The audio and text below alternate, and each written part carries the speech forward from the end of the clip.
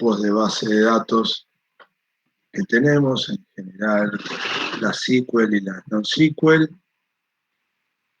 Vimos que las SQL, las que se denominan SQL, son más del estilo, son como más estándares, más unificadas. Las diferencias entre ellas son muchas veces, te podría decir que son de marketing, ¿no? El mejor portal, son muy pequeñas las diferencias que hay entre ellas. Todas hacen lo mismo en general y no mucho más que eso. En cambio, las non-SQL habíamos visto que sí realmente existía una diferenciación marcada, donde teníamos decenas de modelos y cada una de esas bases de datos había sido pensada para algo particular y hasta para un tipo de datos particular. Así que cuando regla de escritorio que tenemos que tener presente es cuando trabajamos en el mundo de las que son bases de datos relacionales o comúnmente SQL, no hay que pensar mucho, te adaptás a lo que tenga la empresa donde vos estás trabajando. Cuando estamos en el mundo non-SQL, hay que dedicarle más esfuerzo a saber, a entender si mayoritariamente vamos a tener que hacer consultas o mayoritariamente vamos a tener que hacer inserts, qué tipo de datos. Bueno, todas esas preguntas, dentro de otras, deberían ser contestadas antes de tomar la decisión de qué familia de base de datos vamos a utilizar. Bien, cuando hablábamos de base de datos relacionales, siempre me escuchan hablar de SQL. SQL habíamos mencionado por arriba que es un lenguaje estructurado de consulta a base de datos. Es un estándar que se impuso en las bases de datos relacionales y eso trae aparejado una solución que uno ya no tiene que conocer específicamente a la base de datos con la que trabaja, sino que puede solamente ser un conocedor del lenguaje de consulta y abstraerse del conocimiento puntual de la base de datos subyacente. Eso tiene muchísimas implicancias positivas en términos generales, siempre hay alguna que no lo es tanto, pero en términos generales nos trae un montón de ventajas. ¿Por qué? Porque yo voy a poder hacer aplicaciones que no estén relacionadas a ninguna base de datos. Puedo desacoplar, ¿no? Algo que los informáticos siempre debemos perseguir. Desacoplar el código. ¿Por qué? Porque yo puedo hacer una aplicación con exactamente el mismo código y con un archivo de configuración simplemente que esté apuntando a una base de datos relacional o esté apuntando a una base de datos no relacional. Disculpen, una base de datos relacional Oracle o una base de datos relacional SQL Server. Y la diferencia solamente fue decirle la dirección IP y el usuario y la password a donde tengo que apuntar y se acabó. Entonces, eso es un plus. Eso realmente es un diferencial.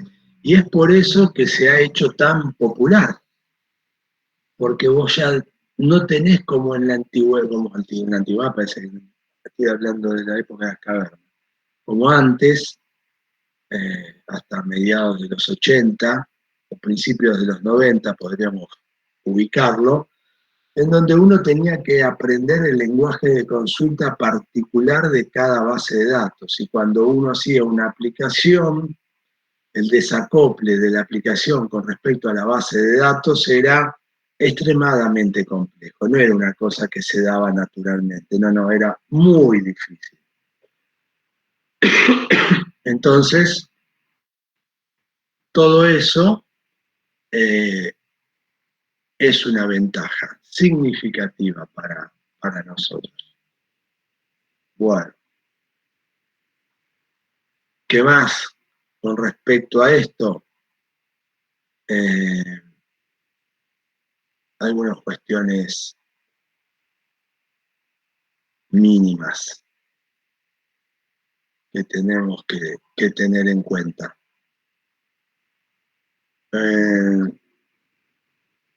Las bases de datos relacionales pueden ser administradas completamente con el SQL. Uno de los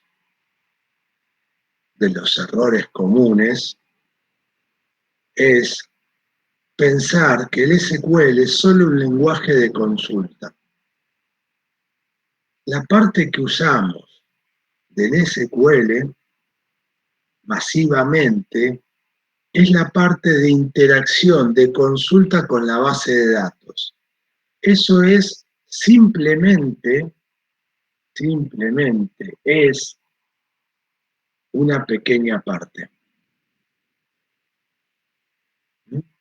Una pequeña parte del lenguaje de consulta. SQL. Con el SQL uno puede administrar las bases de datos, gestionar resguardo de datos, crear usuarios, administrar todos los aspectos de una base de datos. Es por eso que vamos a ver que llamamos todo SQL, pero van a haber distintos módulos internos que cada uno de ellos trabaja con una parte puntual de la base de datos. Pero sí lo que nos tiene que quedar claro es, nosotros estamos utilizando una parte puntual, nada más, de la base de datos relacionales. El resto podemos utilizarlo, podemos extender el uso al área de administración de base de datos que nosotros querramos. Bueno, una vez dicho esto, les voy a compartir, todo esto lo van a tener a su disposición, voy a compartir un documento, ahora por acá por la pantalla, después lo voy a subir a un repositorio para que lo tengan a su disposición.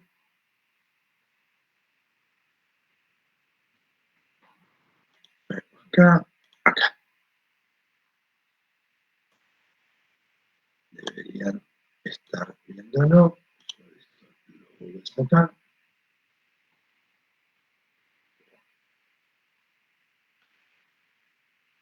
Bien.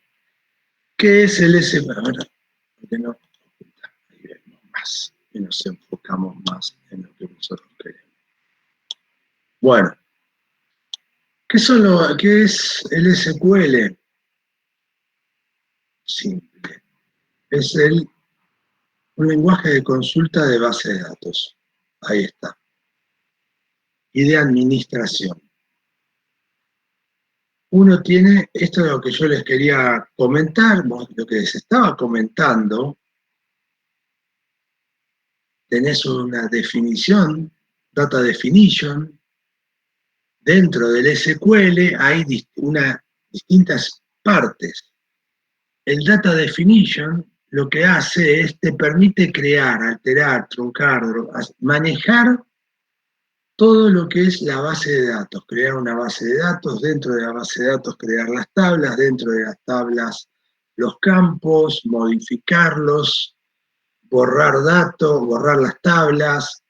Bien, cuando yo, van a ver que muchas veces ustedes trabajan sin tener que definir, porque es así, no se tiene que definir. Ahora estoy trabajando con DDL, ahora estoy trabajando con DML, con DQL. No, simplemente empiezo a trabajar, pero los comandos que yo estoy utilizando impactan directamente en una de estas áreas. Entonces, el create, el truncate, el alter, el drop, lo tenemos que llamar Data Definition Language. Esto es solamente a nivel de conocimiento, para saber que hay distintas subáreas, pero no deben preocuparse mucho más que por eso, que tener ese conocimiento, no es necesario mucho más que eso. Después ese es el Data Manipulation, que es insertar datos, borrar datos, modificar datos, insert, update y delete. Ya está. Y después tengo el más común, el Query Language, que es el select. Seleccionar los datos y los traigo para presentarlos, para tomar alguna decisión, lo que sea en la aplicación.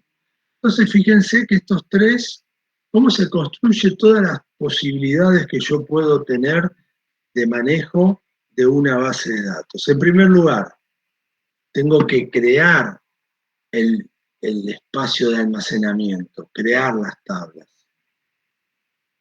Tengo que generar las estructuras. Bueno, ahí tengo el DDL.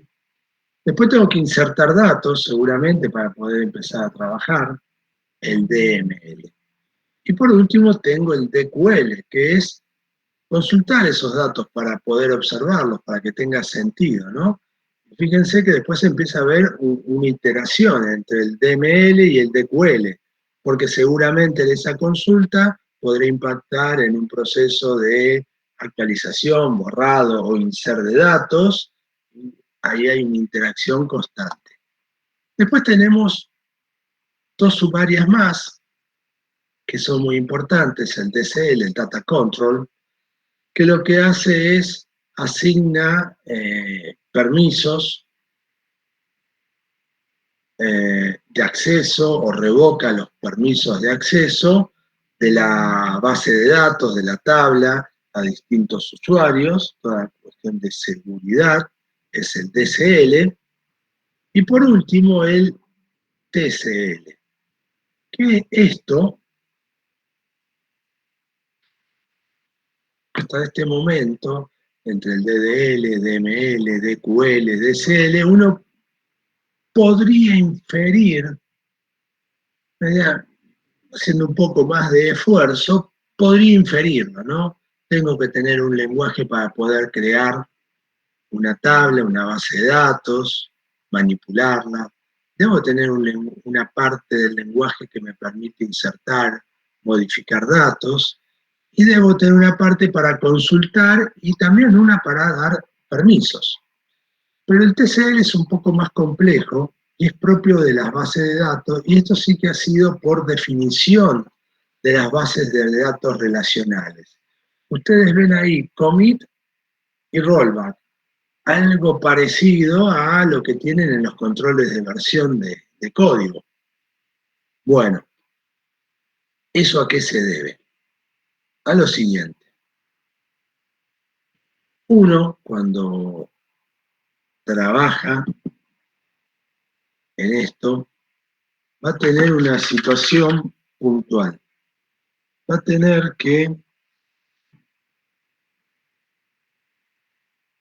muchas veces actualizar más de una tabla o actualizar más de un registro de una tabla.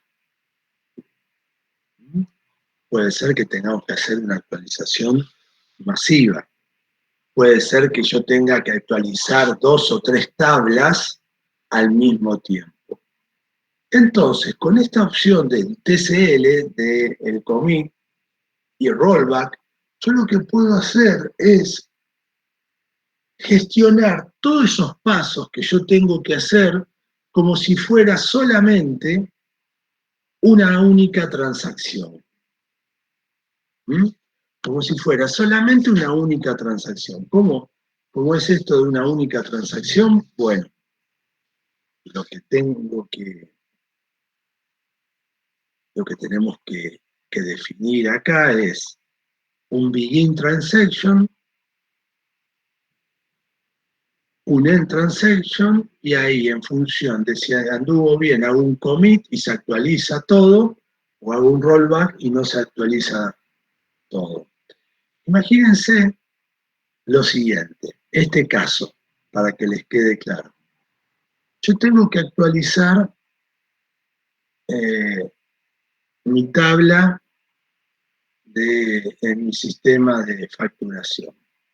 En mi CRM tengo a mis usuarios donde tienen su cuenta corriente y tengo la tabla donde dice la facturación, ¿no? Donde me dice el cliente, el número de factura, qué le facturé en eso, todos los impuestos y el total. Pero por otro lado tengo otra tabla que es la cuenta corriente del cliente en sí, donde tengo que insertar el número de factura y el saldo para manejar su cuenta corriente, ¿no? Para tener el control de su cuenta corriente. Esto lo disparó el hecho de hacer una factura a un cliente. Una sola transacción desde el frontend dispara 2 transacciones en la base de datos. Una para actualizar la tabla de facturación y otra para actualizar la tabla de cuenta corriente del cliente. 2 transacciones. No existe, no podemos hacer las 2 al mismo tiempo, o sí podríamos, pero vamos a hacer un caso simple. Tengo que insertar la factura, la inserto, bárbaro. Y ahora tengo que hacer la actualización en la cuenta corriente del cliente. Y por algún motivo, no me importa cuál ahora, no lo puedo hacer. Me quedaría en un estado no consistente la base de datos. Para evitar eso, el SQL lo que hizo es agregar este TCL. Lo que yo pongo dentro de una transacción, no me importa lo que vaya adentro. Cuando digo no me importa lo que vaya adentro es si es una actualización, un insert de 10 tablas, de varios registros. Yo defino, acá inicia una transacción y acá finaliza una transacción. Eso es lo que yo defino. Inicio y termino. Bárbaro. Con ese inicio y con ese fin, lo que hace el motor de base de datos a través de esta TCL, lo que va a agarrar y va a hacer el insert, las modificaciones, todo, pero le va a dejar una marca. Cuando es un insert, genera un nuevo registro. Cuando es un update, genera un nuevo registro, también con los nuevos valores, pero manteniendo el registro anterior y generando un conjunto de marcas internas, lo que hasta que el momento que no se genere un end transaction y luego forcemos un commit, no se le va a sacar esa marca. Entonces, ¿vos qué hiciste ahí? Tenías que actualizar 2 bases de datos, 2 tablas, la que habíamos dicho, la de facturación y la de cliente. Entonces, modifiqué la de facturación y la marqué como que era una transacción tal, transacción 1. Fui a clientes, hice la modificación y la marqué como transacción 1 también. Entonces, ¿yo puedo ver reflejado todavía las modificaciones? No. Si yo haría una consulta hasta este momento, lo vería con los datos anteriores. Una vez que termina la transacción, yo le fuerzo el commit y lo único que tengo que hacer es sacarle las marcas. ¿Mm? ¿Ven cómo de una forma muy simple nos aseguramos que o se hacen todas las modificaciones o no se hace ninguna modificación?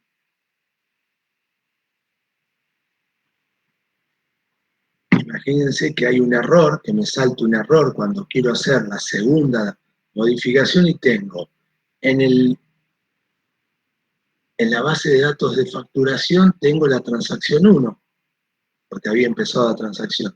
Pero en la base de datos de usuarios, de clientes, por algún motivo me dio un error. No se generó y me avisó, tuve un error, X, no importa, tuve un error.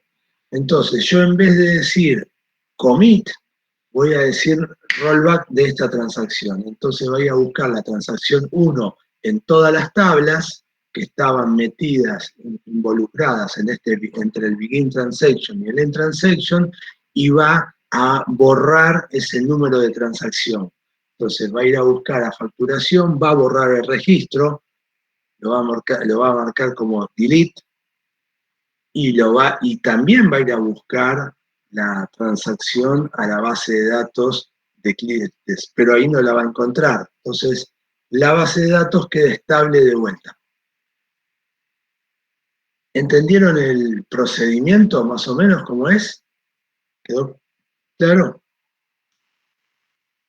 Sí, perfecto. Gracias porque no los estoy viendo. Tengan muy en por qué le dediqué mucho tiempo a esto. Cuando ustedes están trabajando en la vida real, el begin transaction, end transaction, commit y rollback es lo que más van a utilizar después del select. Seleccionar un conjunto de datos para mostrarlos en una grilla, pero después cuando tengan que hacer un update, un insert o un delete, en producción siempre están obligados a hacer una transacción, salvo que sea un insert o un update de un solo registro, o un delete de un solo registro. ¿Por qué? Porque al ser un delete de un solo registro, un update de un solo registro, automáticamente la base de datos vuelve para atrás al estado anterior. Pero cuando es un poco más complejo, ustedes van a tener que poner siempre el begin transaction y el end transaction y decidir si es un commit o un rollback. Bueno, continuamos. Algunos ejemplos de cómo se crea una tabla, ¿no? Con DDL, ¿no? Con el lenguaje de manipulación, de definición de base de datos. El create table, fíjense, lo que está en mayúscula, se lo podría haber puesto de otro color, bueno, no se me prendieron las luces. Lo que está en mayúscula son las palabras, la sintaxis, esto es sintaxis, esto es sintaxis, esto es sintaxis, esto es sintaxis, sintaxis, sintaxis, sintaxis y sintaxis. Propia de DDL. Fíjense, siempre tiene una estructura de un pseudo lenguaje en inglés, no más que eso. ¿Qué quiero crear? Una tabla. ¿Qué nombre le quiero poner a esa tabla? Y entre paréntesis le voy a enviar todos los nombres de columna y de qué tipo es. Project ID es del tipo integer, Project name es un char de máximo, char variable máximo 255, start day es del tipo day, end day del tipo day, y presupuesto es un decimal hasta 18 posiciones con 2 decimales. Después vemos algunas cosas más, era el primary key, ¿se acuerdan? Hablamos brevemente, ahora vamos a empezar a profundizar más el concepto de las claves primarias, secundarias y foráneas. Después le dijimos, el nombre de proyecto no puede ser nulo. Si es nulo, da un error. Y a los demás no le dimos ninguna especificación más allá que el tipo de datos. Y después, punto y coma. El punto y coma, muchas veces nos lo olvidamos y funciona igual. Entonces tendemos a olvidarlo realmente. ¿Y qué es esto? El punto y coma lo que hace es decir, esta transacción termina acá, ejecutala. Yo puedo ejecutar más de una transacción de SQL y poner un punto y coma y se van ejecutando en línea. Pero recuerden que cuando ustedes quieren cerrar una transacción para que se ejecute en SQL, pónganle punto y coma y ya lo tienen resuelto el problema. Así que ahí está. Un ejemplo simple de SQL, en este caso de crear una tabla.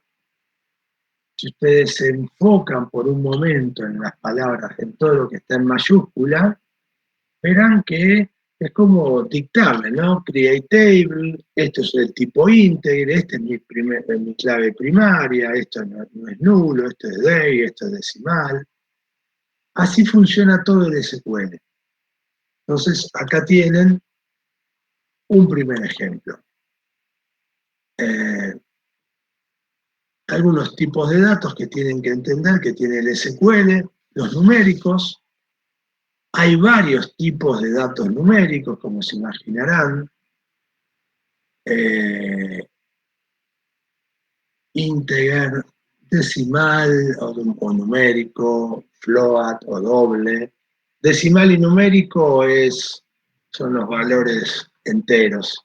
Float o doble se los nombra así o así según la base de datos, son los de punto flotante. Además, cada tienen distinta precisión, ¿no? Entonces hay que tener muy en cuenta esto. Es muy importante al momento de que diseñan una base de datos y una tabla, es entender el tamaño de los datos. ¿Qué es el tamaño de los datos? Yo puedo saber que tengo un valor íntegro. Un valor íntegro.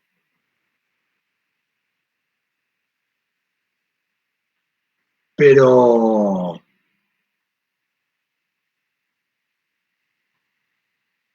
no necesariamente tengo que tener asignado un valor decimal. Puedo tener algo mucho más pequeño y entra y ahorro espacio. Muchas veces el consumo de espacio masivo en las bases de datos no está dado por el dato en sí que se está almacenando, sino por una mala definición del tamaño máximo de datos que puedo almacenar. Entonces, imagínense que el decimal ocupa más que el integer común corriente. Entonces, yo voy a guardar valores muy pequeños, pero los estoy en un lugar de almacenamiento muy grande. Eso es lo que tenemos que evitar. Y eso es para todos los tipos de datos, para todos los tipos de datos. Bien, el texto también acá se ve el varchar, el char y el nvarchar con Unicode. Diferencia entre el varchar y el char. El varchar es apropiado para textos que yo no sé exactamente lo que van a hacer, están ahí en un rango específico, más o menos lo conozco, pero lo tengo en un rango específico. El char es que conozco específicamente el tamaño de dato, entonces se lo asigno. En el varchar, si yo le pongo, como en el ejemplo de acá, 255, yo puedo guardar de 0 a 255. Entonces, es más eficiente cuando son tamaños grandes. Cuando son tamaños pequeños, es mejor asignarle el tamaño fijo del dato porque me va a permitir una manipulación mucho más eficiente. Porque lo que tiene que tener acá, se darán cuenta que esto es un puntero a algún lado, ¿no? Porque acaba de decir en cada lugar va a ser 10 caracteres, en otro 200, en otro 30, en otro 40. En cambio acá siempre es, no sé, definir char de 4, son todos 4 de longitud. Ahí lo tienen. Y es muy importante el concepto de Unicode. Si ustedes están trabajando con, con datos que son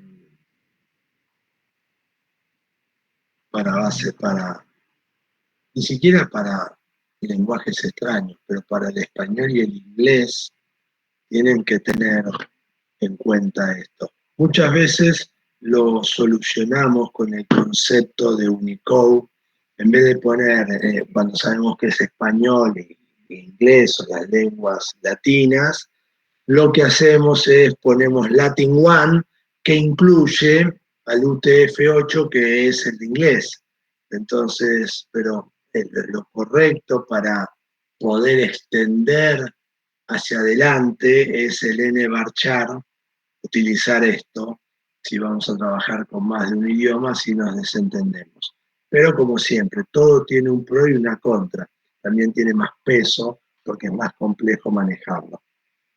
Después tenemos los campos fecha y hora, todos los tipos de campo, timestamp, datetime, lo mismo que les acabo de explicar. Yo puedo generar un campo datetime, perfecto, pero si yo solamente voy a guardar el day, la parte del time le voy a estar poniendo C, se va a estar generando en 0 y ocupa lugar. Así que uno tiene que ser observador con eso y tener una forma más optimizada de trabajo.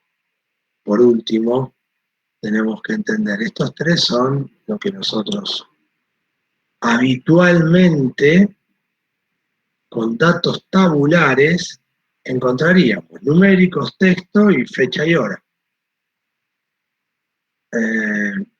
Después tenemos los binarios. Bien, acá una pequeña salvedad y un poco de historia para entender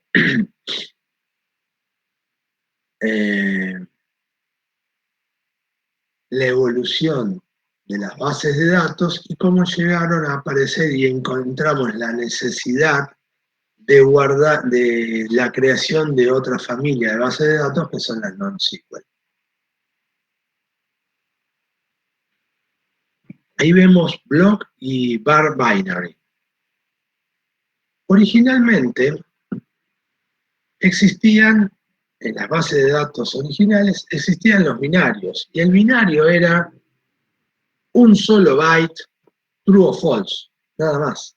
Entonces uno tenía numéricos, texto, fecha y hora, y binario, que eran el 0-1, marcas, true o false, diversas marcas que uno podía utilizar para trabajar a diario. Ahí lo tenemos. Hasta ahí, ningún problema. Bueno, o al parecer, ningún problema. ¿Qué nos sucede? con esto? Bueno, lo que nos pasa es lo siguiente.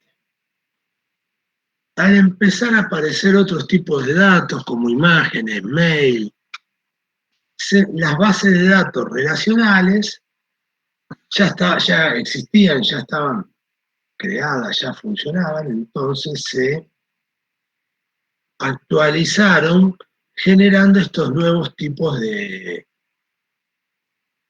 datos binarios, el blob y el bar binary. El blob es para guardar imágenes, lo que nosotros querramos, y un binary es un string binario que se guarda exactamente de la manera que nosotros estamos enviándolo. ¿Cuál es el problema que tenemos acá con respecto a esto? Bueno, el problema que tenemos acá con respecto a esto es el hecho de que nosotros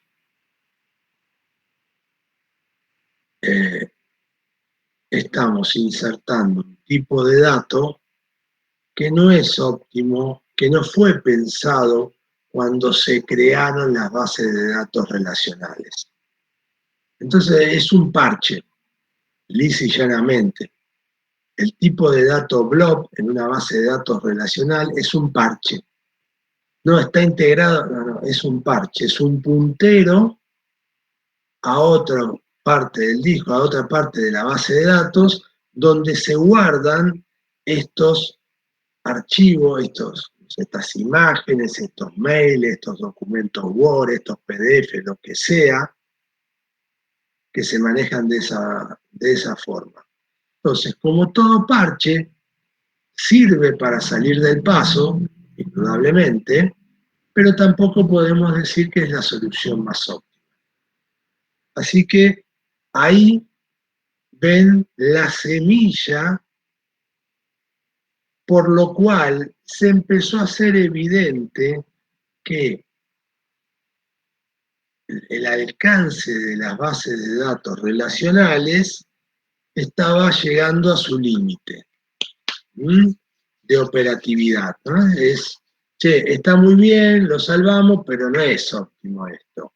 ¿Por qué? Porque cuando lo recuperamos tarda, cuando hay que administrar la base de datos con archivos blob, es lo que menos le gusta a los administradores de base de datos, porque se le complica a ellos un montón el trabajo. Y en cuestiones más que están relacionadas a la performance, a la seguridad y al uso, que dijeron, bueno, hay que hacer algo. Y ahí es donde empezó a surgir el movimiento de las NoSQL. Pero fíjense cómo la aparición o el uso masivo de nuevos datos, de nuevo tipo de datos, hizo que se generara una nueva rama de trabajo. Ahí tenemos, bueno, acá tenemos el resumen de los tipos de datos para que ustedes lo tengan bien presente.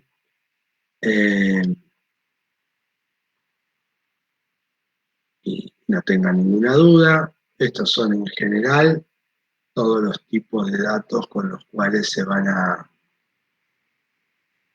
encontrar habitualmente.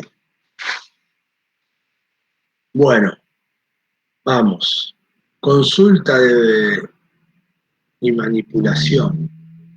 Fíjense, la sentencia más tradicional, select. Select, esto que ven acá, es, yo puedo poner asterisco y esto impacta directamente, le digo, tráeme todas las columnas, o puedo poner select y el nombre de las columnas específicas. Luego voy a poner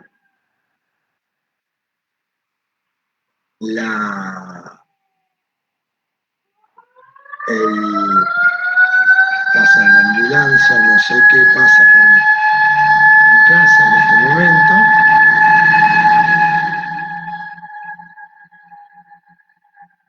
El el select, tenemos acá, le tenemos que decir de qué tabla, y después le tenemos que decir lo que nos permite cortar horizontalmente la tabla, o sea, extraer datos, es la cláusula where. Entonces, ahora vamos a ver ejemplos y lo vamos a ver en detalle, pero por un instante imagínense una tabla de Excel. Vean, visualicen una tabla, una planilla de Excel. ¿La visualizan? Bárbaro. Cuando yo digo select, asterisco, nombre de columnas, lo que estoy haciendo es seleccionando columnas, es cortando verticalmente.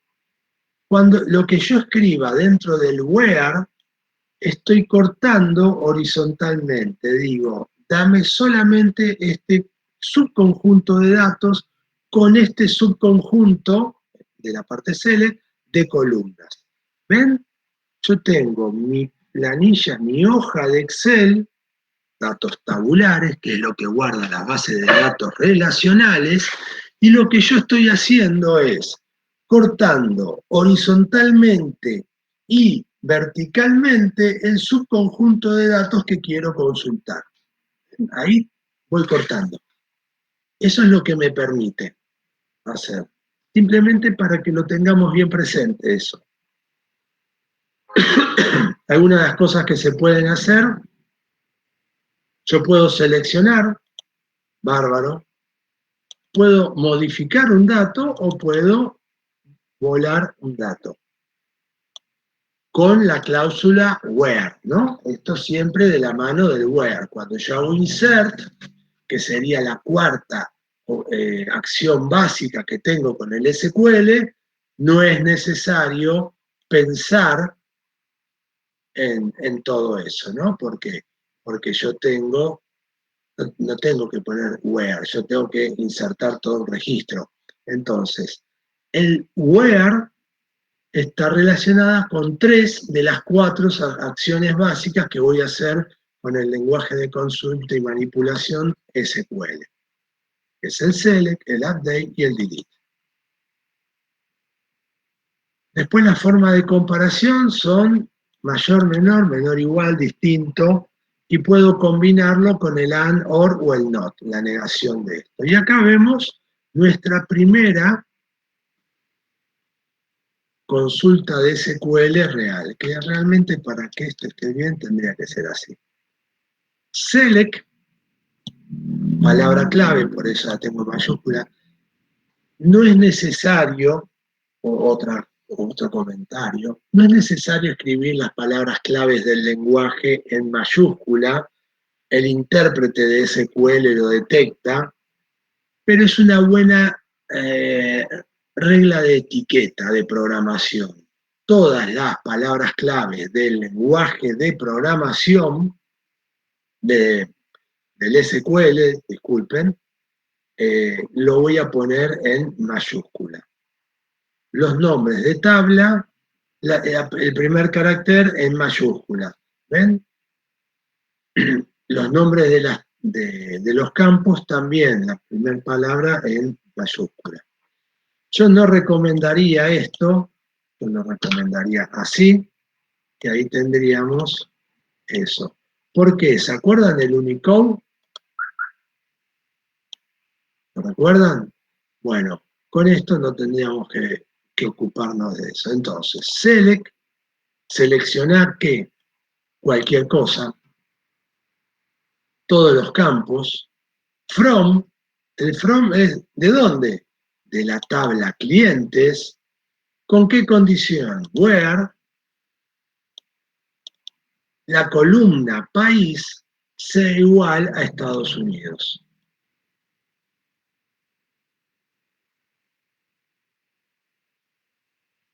¿Está? Ahí tienen. Primera construcción de SQL. Listo. Yo después voy a empezar a generar mis presentaciones de alguna forma específica. Bueno, tengo el order by. ¿Qué es el order by? El order by lo que me va a decir es, A todo esto, si alguien levantó la mano, no lo estoy viendo, diga, hable así. Yo, profe, ¿qué Dale. tal? Buen día. Consulta, ¿el Word era para filtrar por columnas o por...? Por columnas. Esta parte filtra por columnas. Esto no, discúlpame. Esto es el nombre de una columna, pero en realidad lo que vos estás haciendo es todo esto te filtra la fila y acá te selecciona las columnas que querés mostrar. Ahí Aunque está. vos acá tengas que poner el nombre de columna porque le tenés que pegar a un conjunto de columnas. Entonces todo esto te va a filtrar las filas que vos querés presentar. Ahora sí, gracias. Listo. Bien. El order by es algo que se agrega al final, seguiría escribiéndolo acá, order by, y entonces empiezo a decir ordenámelo por tal o cual condición, de forma ascendente por defecto, por año, pero yo le puedo poner descendente para este otro campo y hacer combinaciones varias. ¿Mm? Bien. Después vamos a ver ejemplos de insert, update y delete, ¿no? Que junto al select son las 4 opciones básicas que nosotros tenemos. Después viene la cuestión compleja del SQL.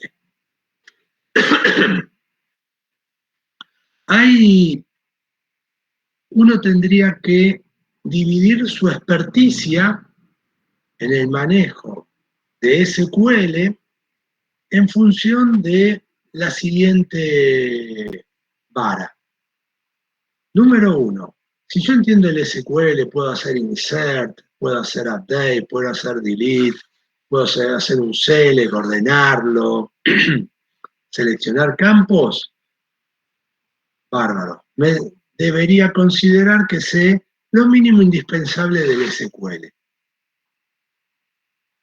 Para poder empezar a tener algún cierto grado de seniority, considerarme semi-senior, tendría que empezar a trabajar o a entender las distintas funciones que se le pueden aplicar a los datos y el orden que se le puede dar, ¿no? Sumar, consultar cuál es el dato mínimo de esta columna, el máximo de esta columna, agrupame en función de este conjunto de columnas.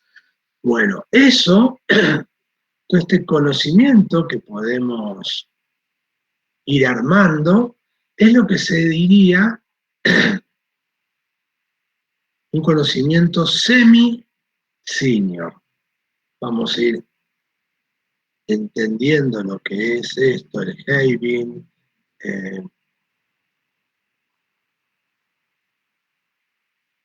Son condiciones que ustedes deberían entender. Pero para considerarse seniors, deberían tener un conocimiento acabado de el join. El join es unir varias tablas para mostrarlo todo como si fuera una sola consulta. Esto es teoría de conjuntos, chicos. ¿Se acuerdan cuando el diagrama de Venn que lo veíamos en la primaria? Bueno, eso que nos enseñaron en la primaria resurge acá. Es el concepto de teoría de conjuntos, lo volvemos a ver en, en la facultad. Esta teoría de conjuntos es un poco más compleja que la que veíamos en la primaria, pero los conceptos de base son exactamente iguales. El problema es cómo están implementados y entenderlos. Entonces, tenemos que entender que la palabra join no la usamos nunca a solas en una consulta de SQL. Siempre tenemos que poner alguna palabra más, el inner join, left join, right join, full join, cross join. Es una complicación grande, pero cuando lo entendamos, ahí nos podemos considerar que tenemos un seniority interesante en el manejo del SQL. ¿Qué es el inner join? ¿Se acuerdan? Los dos conjuntos que se intersectaban en el medio, teníamos el conjunto A y el conjunto B. El inner join es solamente la parte que se intersectan los dos. O sea, los registros que se encuentran en A y B. Cuando yo digo que se encuentran en A y B, lo que quiero decir es, imagínense que tengo una tabla de ventas que tienen el ID de clientes y tengo una tabla de clientes. Pero yo en mis ventas puedo tener, ya puede ser que tengo varios tipos de clientes. Tengo clientes que ya están registrados en mi base de datos, son todos los que tengo en el subconjunto, en el diagrama B, y tengo mis ventas, que vienen gente que no sé, y le vendo en la puerta, ahí en el mostrador, y se va. Entonces, si yo hago un inner join, me va a devolver, entre esas dos tablas, ¿qué me va a devolver? Todos los que estaban, que tuvieron ventas, más los que tenían, o sea, la combinación con los que estaban registrados. Ese subconjunto me va a dar los que estaban registrados y los que me hicieron, les generé una venta. Solo eso. Si yo digo left join y tenía el conjunto A, que eran todas mis ventas, me va a traer todas las ventas y en los campos que pueda poner a un cliente le va a agregar. Me va a traer una tabla, pero me va a traer una tabla con muchos nulos, porque va a agregar todos los campos de la tabla B de clientes, pero cuando no lo encuentra pone nulos y cuando lo encuentra pone el dato que corresponde. Si yo le digo right join, va a ser exactamente al revés. Me va a poner todos los datos de todos los clientes que tengo y le va a agregar los que tienen venta, los valores que vendió y esos campos en los que no, de los clientes que no nos compraron nada en un determinado periodo que estoy consultando, va a venir el nulo. El full join es el que más problema te trae porque es la combinación de todos con todos. Te trae todos los que tienen un lado, todos los que tienen un lado en el otro y la combinación de ambos. Bueno, y el cross join lo dejo a su criterio. Hacen la primera tabla con la segunda tabla, haciendo el eje cartesiano, combina todo. Entonces, el punto que deben entender es que los más comunes para trabajar, lo que hace es el inner join, left join y right join. Hasta ahí es lo que habitualmente se hace. El full join pocas veces lo van a tener que usar y el cross join menos, porque estos productos cartesianos, después el punto que tiene esto de complejo es que tienen que hacer consultas acotadas primero para validarlas bien, para entender bien lo que está haciendo, porque es muy común que cuando haga estos cruces y no le preste la suficiente atención para obtener, para entender cuál es el resultado que me está dando, suele suceder que aparecen en la consulta de retorno muchísimos registros, los cuales nunca terminas de entender por qué apareció. Entonces, recomendación para el manejo de los joins. Manejen joins simples, acotados, que entiendan muy bien lo que va a devolver la base de la consulta.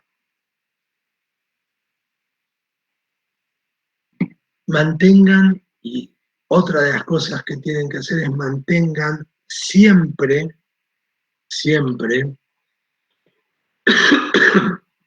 simples las consultas de SQL, porque las van a tener que modificar en algún momento. Y si no mantienen simple, es un dolor de cabeza. Así que mantengan todo simple y van a andar bien. Bueno, ahí está. Hola, profe, buen día.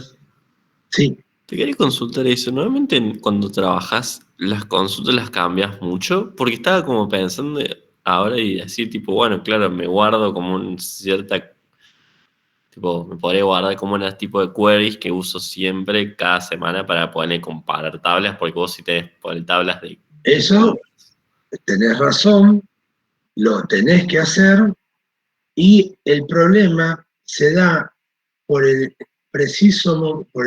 precisa razón que no cambian mucho, cambian muy poco.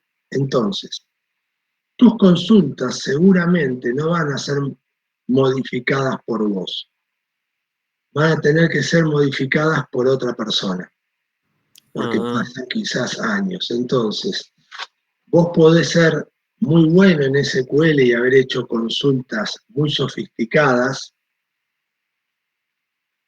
y la otra persona las va a ver, no las va a entender y las va a reescribir de vuelta. Es por eso que les doy la recomendación, siempre mantengan las cosas lo más simple posibles, porque no saben quién va a modificar eso. Puede ser que tengan la suerte de que nunca lo modifiquen, también, pero siempre mantengan el código lo más simple posible.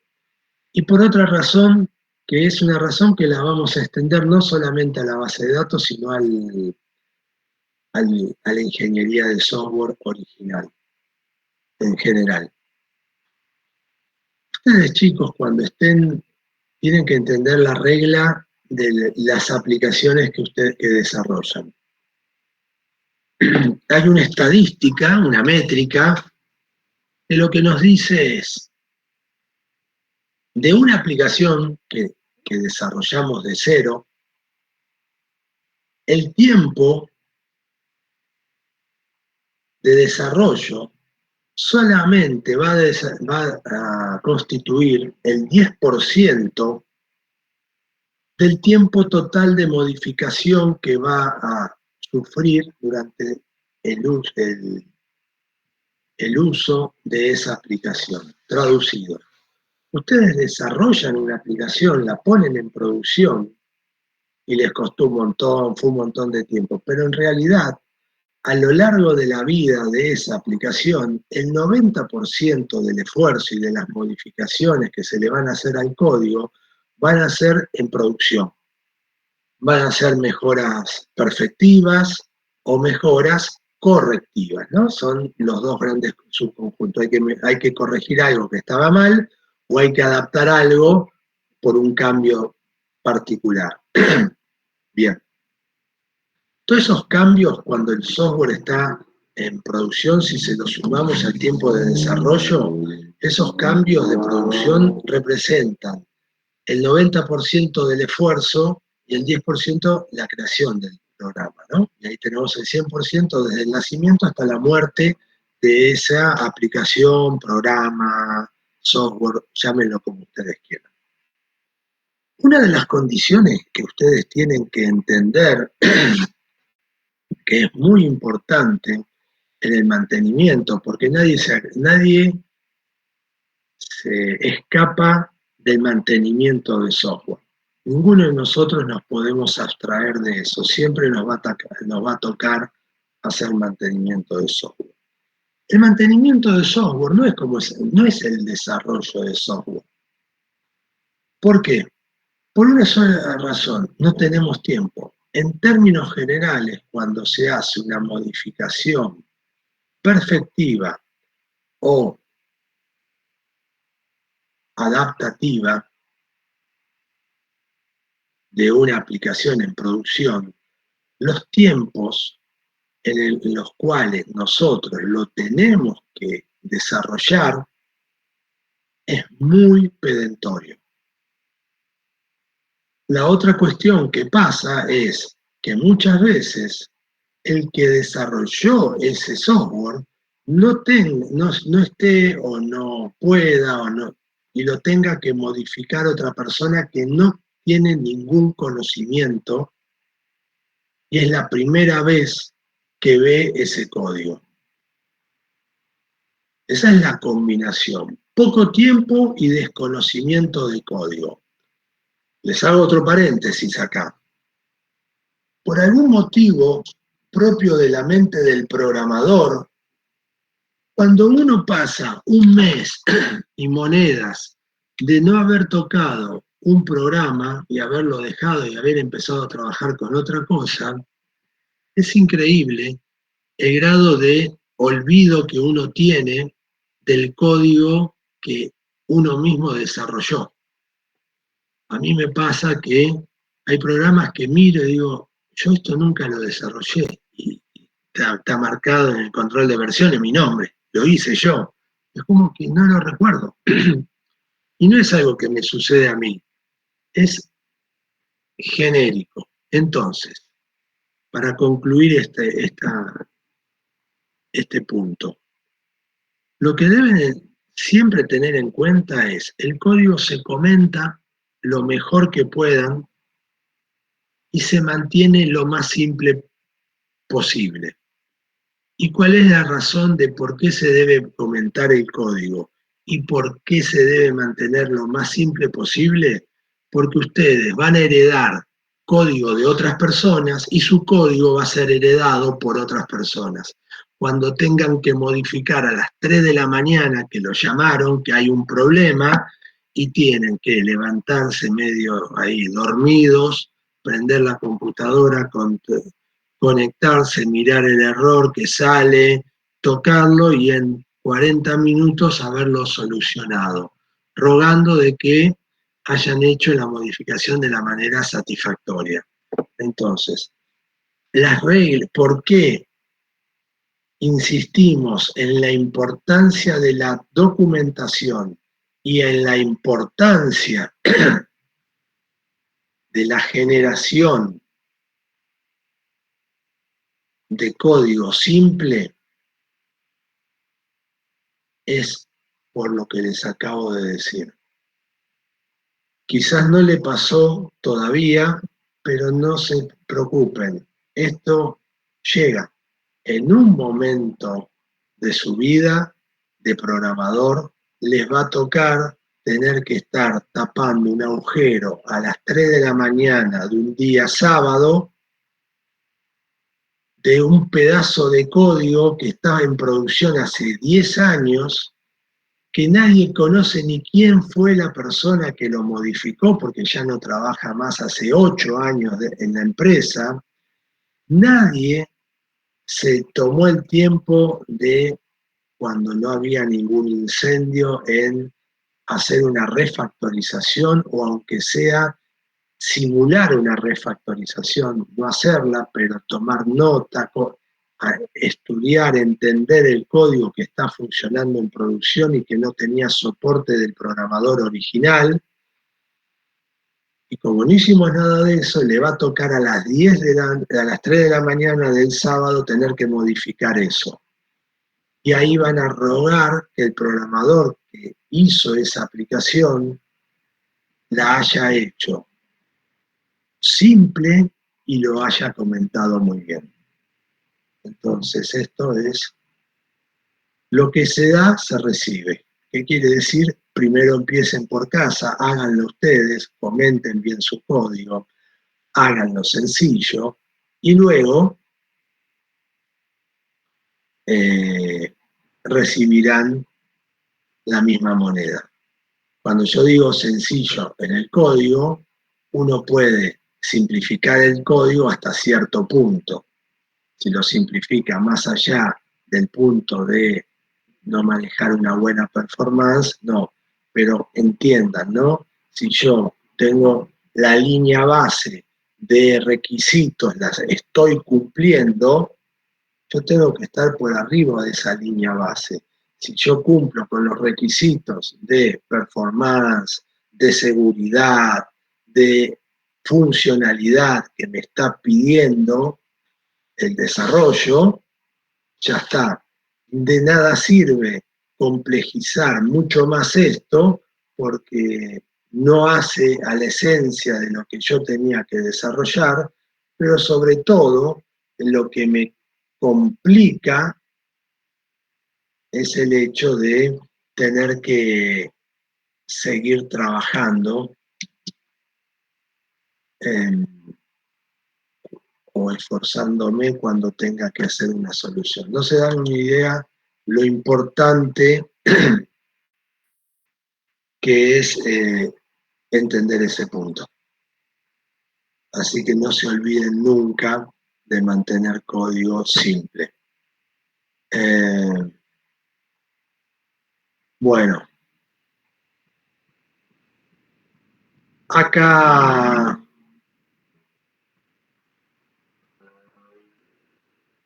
después vamos a ver un poco más el Common Table Expression.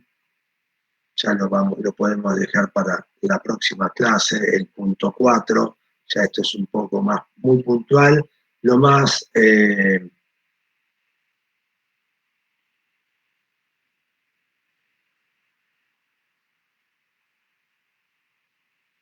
importante del SQL sería hasta el 4. A partir de acá es un conjunto de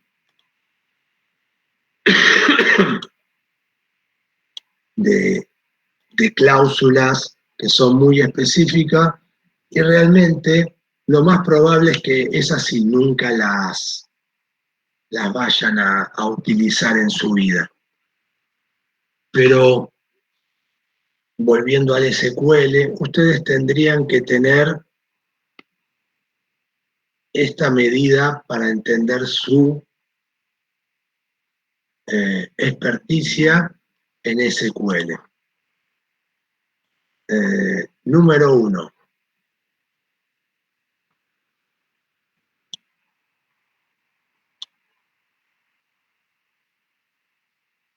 Conocer el SQL, el select, el insert, el update, es la base. Entender el concepto de group by y las funciones básicas como mínimo, básico, máximo, average, es el estadio intermedio. Y el conocer todo el conjunto del manejo de joins sería el conocimiento, lo que le daría la experticia necesaria para que ustedes puedan trabajar en esto. Sumado a eso, tienen que al menos conocer los lineamientos básicos de la manipulación de base de datos, cómo crear una tabla y sobre todo, después vamos a ver más adelante en las clases, los conceptos más avanzados de las bases, de los índices en las bases de datos. Ustedes como programadores, en una primera instancia, no como administradores, deberían entender muy bien los conceptos de índices en las bases de datos, porque ustedes, ¿se acuerdan cuando veíamos la cláusula where? Bueno, el where, hay una regla no escrita, pero regla no escrita al fin, es una regla. El punto que yo me tengo que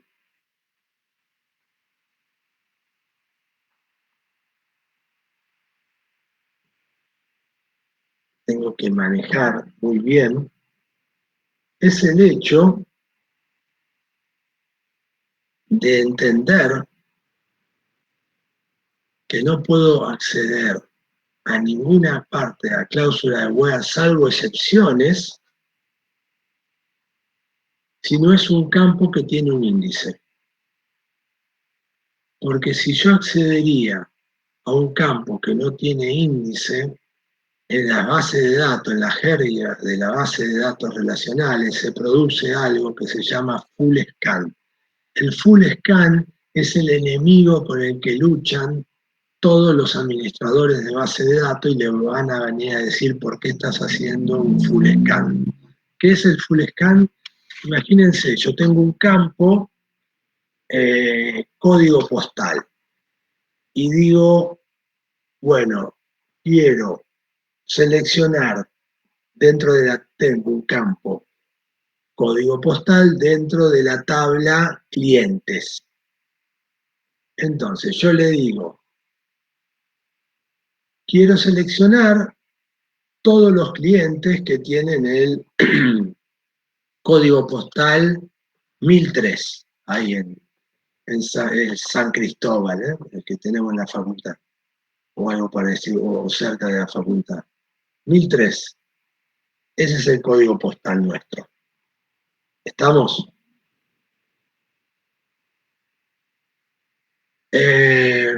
Como no tenemos índice, yo le digo, empieza a buscar por toda la tabla y se tiene que recorrer del primer registro hasta el último, comparando el código postal a ver si es 1003.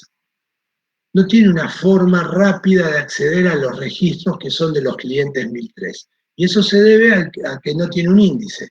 Si tuviese un índice, lo que haría la base de datos, el motor de base de datos es, él reconoce que ese campo, esa columna de la tabla, tiene un índice, que después puede ser primario, secundario, no me importa ahora, es un índice, todos son iguales en este punto para nosotros, es un índice, es un árbol bitrip, en memoria, lo tiene, lo recorre rápidamente, llega a los nodos hoja y me extrae de los nodos hoja que tiene lo que físicamente, donde se encuentran esos registros, así que va a ser lecturas específicas de los registros y me los recupera. Ahí está la ventaja de hacer eso, de tener un índice. Y la desventaja de hacer un full scan. Entonces, medianamente con eso ustedes ya van entendiendo lo que es el manejo de las bases de datos en general. Bien. Hasta acá, chicos, ustedes tienen preguntas, tienen el input, el conocimiento básico, todos van teniendo ya el conocimiento básico de lo que es el SQL.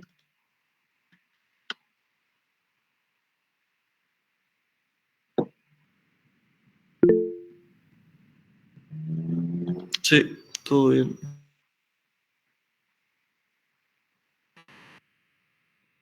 Bueno, es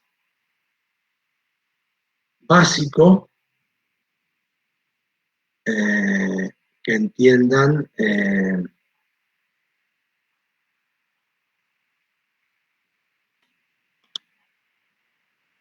estos conceptos. ¿Está? El SQL es la carta de entrada en cualquier empresa que pidan manejo de base de datos. Y no se van a escapar nunca de tener que responder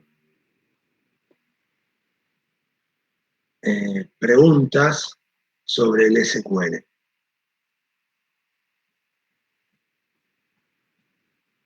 No hay forma que se escapen de eso. ¿Les queda claro, chicos?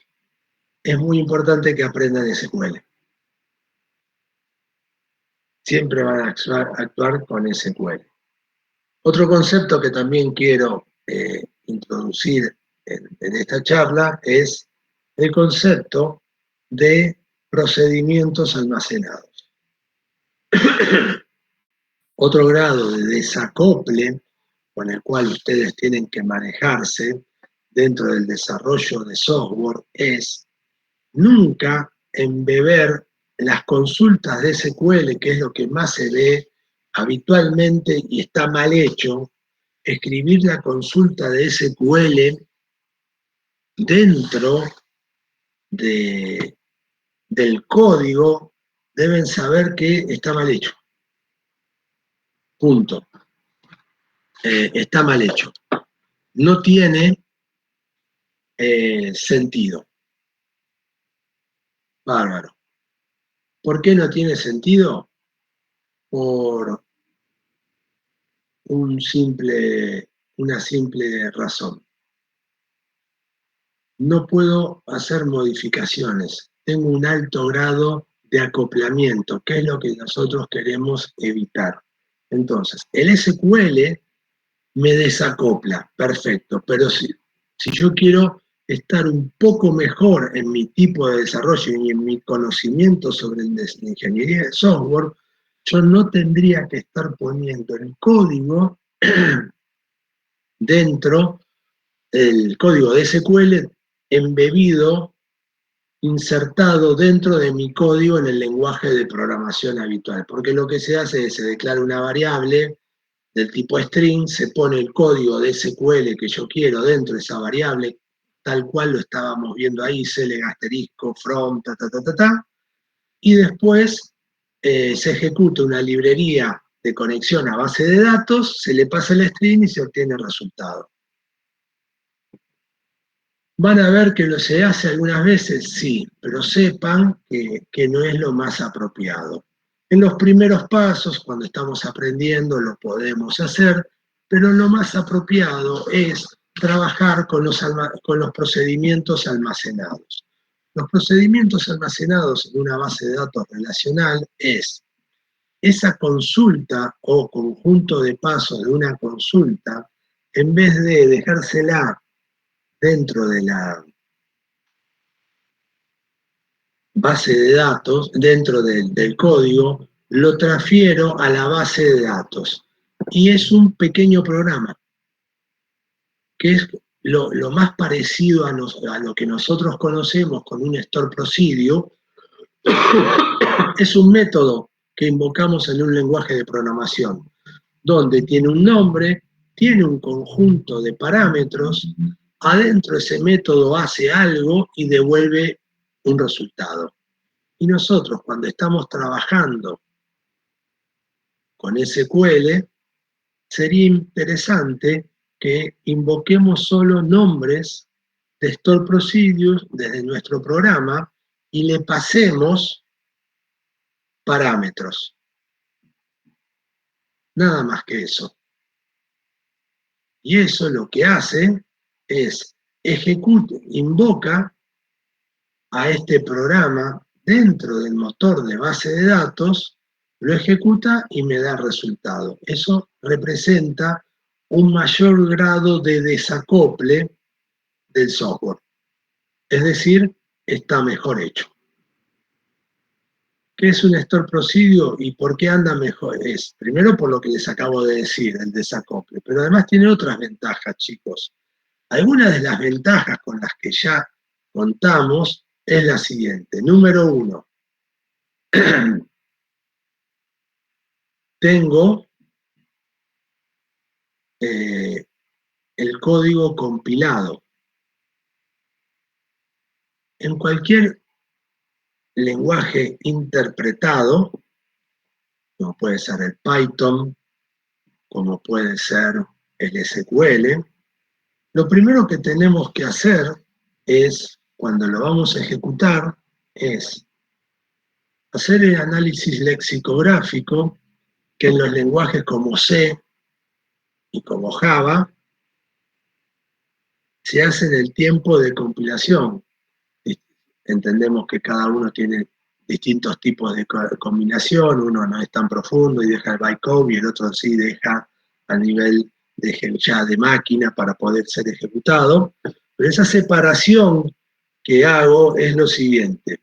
Ustedes, no importa cómo sea la compilación en tiempo real, intermedio o ya el código para ejecutarse en binario, lo que hace un compilador, cuando vieron compiladores, tuvieron el análisis lexicográfico, siempre se hace. El análisis lexicográfico es la ejecución o la validación que la sintaxis del lenguaje de programación que ustedes están utilizando ha sido correcta. Es lo primero que siempre se hace cuando se compila en cualquiera de las modalidades un programa. Tengo que ver si está bien escrito, para después seguir con los distintos pasos del compilador. Pero lo primero que yo tengo que hacer es análisis lexicográfico. Listo, ¿funcionó? Bárbaro. Cuando yo genero un store procedure, esa etapa ya la tengo hecha. No la tengo que ejecutar. Ya tengo en un estado intermedio ese store procedure, sería el equivalente al bytecode de Java. Bárbaro. Y después empiezo a interpretarlo. Entonces directamente voy a la ejecución y me salteo ese primer paso. Con lo cual, el uso de store procedures en las bases de datos relacionales ya tiene una primera ventaja, una segunda ventaja. La primera es el desacople, la segunda es que es más rápido, porque es nada. Bueno, cuando sumamos de a puñados de arena, con el tiempo generamos una montaña. Eso decía Confucio. Bueno, acá tenemos una pequeña mejora en la performance. Y la tercera ventaja significativa que tiene el trabajo con el SQL a través de Store Procedures es que el administrador de base de datos pueda tener un control de todas las consultas de manera centralizada. Y él puede generar modificaciones de performance dentro de los Store Procedures que hagan que nuestro código a lo largo del tiempo mejore y hasta puede hacer cambios y nosotros no tengamos que hacer ninguna modificación. ¿Y por qué digo que no tengo que hacer ninguna modificación? Porque la única obligación que tiene el administrador de base de datos es mantener el nombre, mantener los parámetros de entrada con los tipos de parámetros de entrada y mantener la salida. En el medio, yo pude haber cambiado la estructura de las tablas, haber agregado, quitado índices, haber hecho un montón de modificaciones, haber cambiado la base de datos a la que apunta, y yo no me enteré desde el punto de vista de programación. Esa es la tercera. Y una cuarta, que no la tienen que dejar de lado, es cuando están desarrollando. Uno de los grandes problemas que ustedes van a tener cuando están desarrollando una aplicación, es que en el primer momento están desarrollando, tienen que consultar, no tienen datos en la base. Entonces tienen que empezar a hacer, bueno, ustedes pueden hacer un Store Procedure que atrás no esté consultando ninguna base de datos, pero ya a nivel de diseño sepan lo que tienen que enviar y sepan lo que van a recibir. Entonces generan un Store Procedure que va a ser con el nombre, con los parámetros de entrada, y le va a devolver como las cosas que le tiene que devolver, y en el medio declararon un string con 4 o 5 registros, que le va a devolver siempre lo mismo, y ya no tienen, ya tienen todo listo para empezar a programar y probar desde el día cero. Y por atrás todavía no tenemos la base de datos creada, con datos, nada. En el momento que el administrador de base de datos pueda llegar a ese punto, el mismo administrador de base de datos va a modificar ese dummy por el código que tiene que ver, y para ustedes nunca se dieron cuenta que hubo esa modificación, siempre estuvieron trabajando. Entonces le permite el manejo de base de datos un alto grado de paralelización en el momento de desarrollo. Por eso que son todos pros el concepto de uso de base de datos y tiene pocos contras. Así que ahí estamos. Bueno, hasta acá, chicos, ¿quedaron medianamente claros los conceptos? Profe, que es una consulta con lo último que comentó, lo del Store Procedure. Sí. Yo me acuerdo que hace varios años, antes era como que el procedimiento estándar era como que tenía que haber Store Procedure, como dice usted, para diferentes acciones, y uno directamente usaba el Store Procedure. Entonces después si tenían que mejorar la performance de esa query o optimizarla o algo, era transparente para los consumidores, ¿no?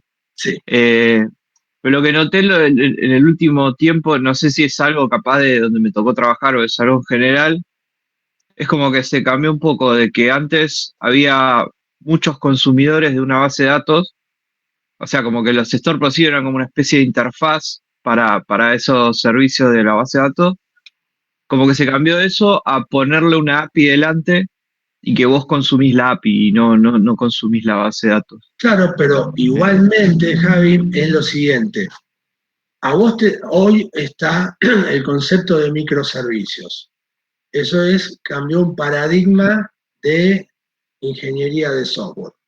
Ahora te dicen, una aplicación, vos tenés un patrón, vamos a hacer un patrón de diseño simple, clásico, ¿no? El MVC, el Sí. estándar, bárbaro. Ahora, antes de pegarle a la base de datos, vos le estás pegando a microservicios. Y para vos es transparente. Pero alguien hizo Claro. ese microservicio. Entonces, lo llevó para atrás, pero dentro de ese microservicio, ahí también se sigue recomendando, hacelo con Store Procedures. Ajá. ¿Entendés? O sea, Eso de te lo llevaste para atrás, pero la teoría que te estoy diciendo, el último punto, antes de entrar a la base de datos, y ahora es un microservicio, ese microservicio tiene que utilizar Store Procedure. Vos ahora utilizás microservicios. Ok. Esa sería Y la cuestión. las bases no relacionales no tienen algo similar, ¿no? Tienen algo similar, no tienen, a ver, hay, pero no se estila porque, ¿cuál es el punto? Y acá sí viene, como no están estandarizadas, ¿para qué lo voy a usar? Claro, Cuando me caso con una base de datos, ya me casé. O sea, claro. dos bases de datos non-SQL genéricas, como podría decir MongoDB y CouchDB. No es como haber pensado bien las cosas en una base de datos relacionales y el esfuerzo de migrar de SQL Server a Oracle. No, ya cuando te casaste es un dolor de cabeza migrar en las non-SQL. Entonces es por eso que todavía no hay una estandarización tan rígida o tan desarrollada como en las bases de datos relacionales. Esa sería. Yo lo que vi es un poco como que hubo como que se perdió un poco eso, como que se le dejó de dar importancia tanto a la performance, y como que se priorizó más la flexibilidad y, y vi que antes, por ejemplo, usábamos relacionales para todo y las queries estaban en Store Procedure, estaban bien optimizadas además, y después por una cuestión de sacarlo más rápido empezaron a usar los no Sí, relacionales. Chancho Va, se llama. El Sí. bárbaro. Sí, pero está mal diseñado. A ver, entiendo porque yo en mi laburo diario también tengo que hacer esto. Yo te estoy pregonando esto y vas a ver muchas veces las cosas que entregamos y porque tenían que salir, ¿entendés? Te están apretando Claro, 3 días, tenés que entregar una aplicación funcionando y tenés el 20% andando. No lo claro, pensé. pero digo, ¿es algo de la industria en general o es Sí, algo del lugar donde se trabaja mal? eh, ni tan calvo ni tan peludo, te diría Javi, es esto. La respuesta más apropiada es, hay un componente de que se trabaja mal, que todos trabajamos mal, pero también hay otro componente que estamos en el medio de una avalancha de nuevas tecnologías y de nuevas formas y paradigmas de trabajo. Como bien dijiste hasta hace un ratito, son microservicios. De repente ahora todo tiene que ser un microservicio. Está bien, todo es un microservicio. Entonces, vamos para ese lado. Bueno, todavía no tenemos el seniority real del manejo de microservicios. ¿Por cuando digo seniority real? Yo puedo tener el seniority para hacer microservicios. También en SOAP, hosting y demás cosas. Todo depende. Eh, pero el verdadero, la verdadera experticia, hay una experticia que vos la podés obtener basándote en la experiencia de otras personas. Y hay una experticia que la vas a tener que vivir vos y la tenés que palpar vos, porque son técnicas que nadie las conoce. No sabemos el uso de microservicios dentro de 5 años, qué va a pasar. Porque uno de los conceptos que yo estoy viendo y que trato de meterle foco, pero no puedo ser tan preciso con eso, es no puedes armar microservicios de todo o microservicios que llaman a microservicios que llaman a otros microservicios. ¿Viste? Porque se vuelve todo un engendro que perdés, es imposible, es muy difícil hoy por hoy hacer todo el seguimiento de una aplicación cuando hay un error. Porque te dice, no, lo llamo un microservicio. Vas al microservicio y resulta que el microservicio llama a otro microservicio. ¿Viste? Y tenés que empezar, tiene que tener todo un justo equilibrio. Hoy nadie sabe bien cuál es el justo equilibrio, pero yo te diría que es una combinación de que trabajamos mal en las empresas por cuestiones de apuro, falta de experticia, y se trabaja mal en la industria por desconocimiento en profundidad de estas nuevas tecnologías. Entonces lo vamos tratando de hacer de la manera que tenemos. Y después, como bien decía Enzo, el hecho de, bueno, quizás acá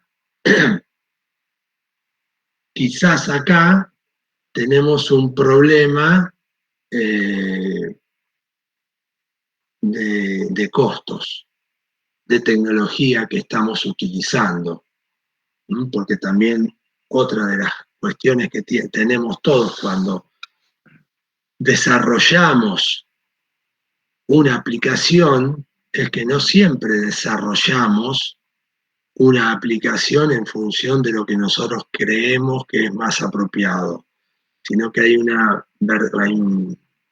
limitante, es sobre qué podemos desarrollar, sumado a que nuestro conocimiento no es infinito, sino es finito y es acotado a un subconjunto pequeño de formas de desarrollo.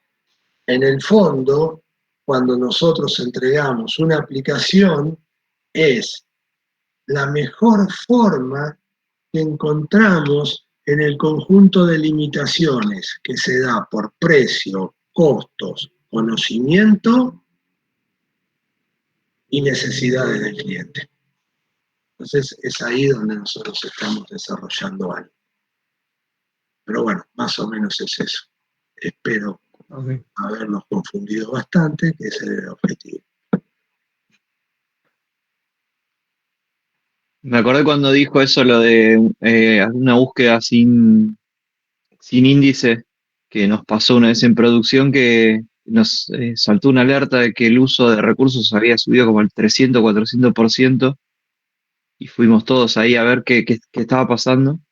Y cuando vimos en la fecha, o sea, cuando había surgido el mismo momento que se hizo un deploy, y en ese deploy se incluyó una búsqueda usando un índice, un valor que no estaba indexado.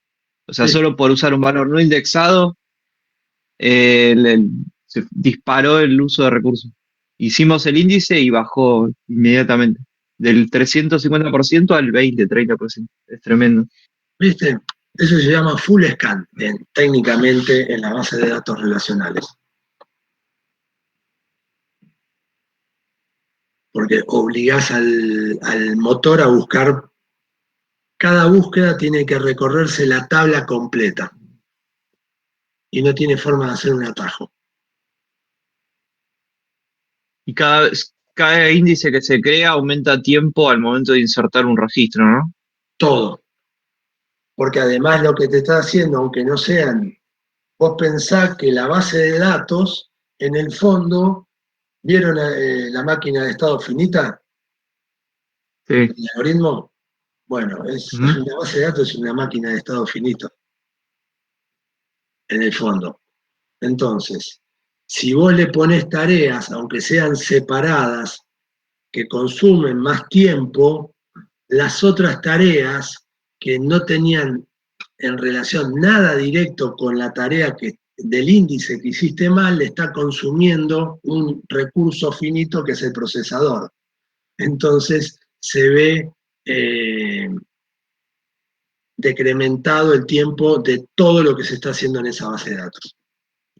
Claro, igual a lo que me refería es que, por ejemplo, yo no puedo agregar 200 índices, porque si no, cada vez que se inserte un registro en la base de datos, se le va a agregar como un overhead que va a hacer actualizar Cuando todos esos decís índices, ¿no? de los DAS, eso sí, por eso tenés que tener el sentido común, porque si no lo que habríamos Claro. hecho es simplemente, Indexamos todas las exactamente, columnas. ¿verdad? Claro, Por defecto haría eso, entonces no lo puedo hacer. Ahí está el claro. conocimiento. Hay campos que vas a indexar y hay campos que no vas a indexar. Perfecto. Bueno, Profe.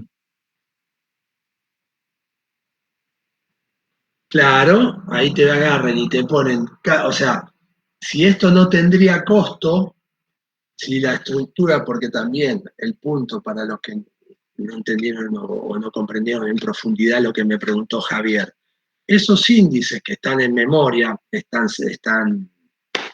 serializados, ¿no? Se salvan, por supuesto, pero están en memoria, por eso dice Enzo que ocupa lugar, claro, porque están todos serializados, pero están en memoria cada vez que vos insertás un dato que le pega a ese índice, hay que rearmar en memoria todo el árbol B. No necesariamente todo, pero siempre hay que estar una parte del árbol lo vas a tener que rearmar. Entonces, si vos tenés todos los campos, no importa la modificación que haga, le vas a tener que pegar y tenés que reindexar constantemente en memoria todos los árboles B, los bitrip, porque no te queda otra forma. Bueno, ¿alguna pregunta?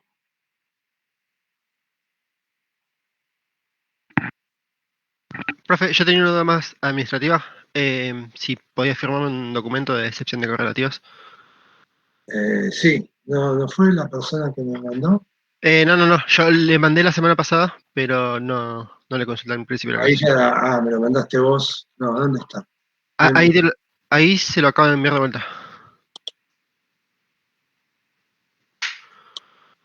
Tu nombre. Patricio Galván.